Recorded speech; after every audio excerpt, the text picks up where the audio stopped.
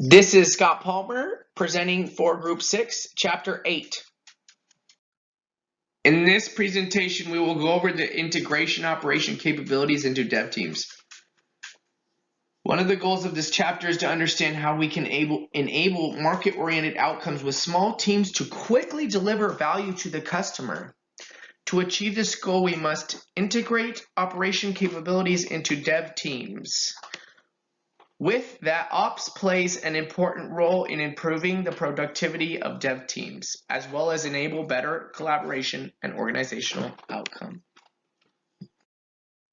This concept of integration operation capabilities into dev teams was well done by the Big Fish Games company.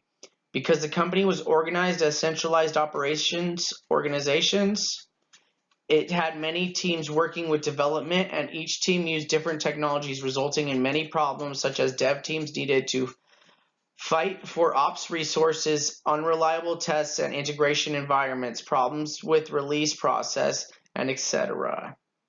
The vice president of the IT operations proposed embedding ops expertise into dev teams. The process was called ops liaisons. He said so by classifying ops liaisons into two different categories. One, business relationship manager, where people are responsible for the project management, development and management, production management, etc. And two, dedicated release engineers, where people become familiar with product development, including quality assurance issues, to help ops organizations to become familiar with dev and quality assurance requests for ops. As a result, the vice president noticed a velocity in the teams and in their productivity. To enable market-oriented outcomes, the operations needs to create a set of centralized platforms, tooling services to help the developers become more productive by getting production-like environments, deployment pipelines, automated testing tools, telemetry dashboards, amongst other things. As a result, the dev teams spend more time building value to the customers instead of focusing on the infrastructure.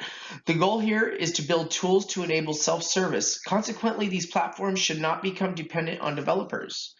These should be automated on demand like Kubernetes and Dockers.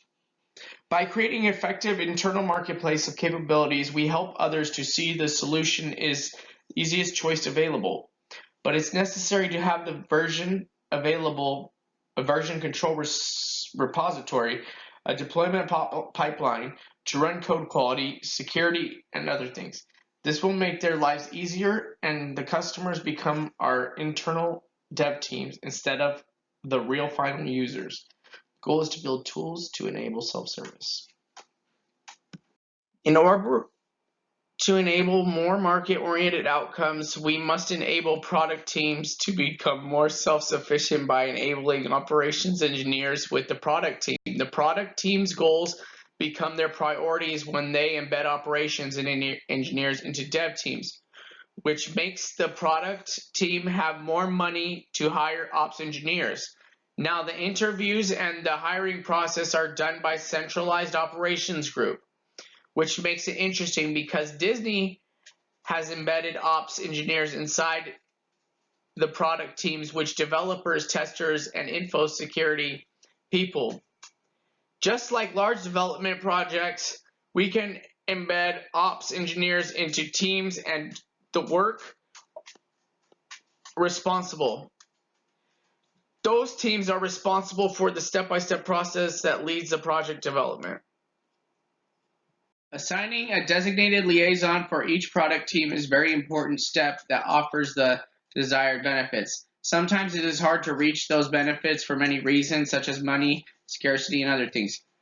Etsy company is known as designated ops, where centralized operations continue to control consistency of the environment pre-production. When assigning ops liaisons, it attends the team stand-ups.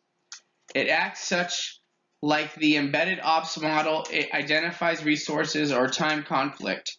It allows us to support more product teams, and it ensures that ops is not constrained.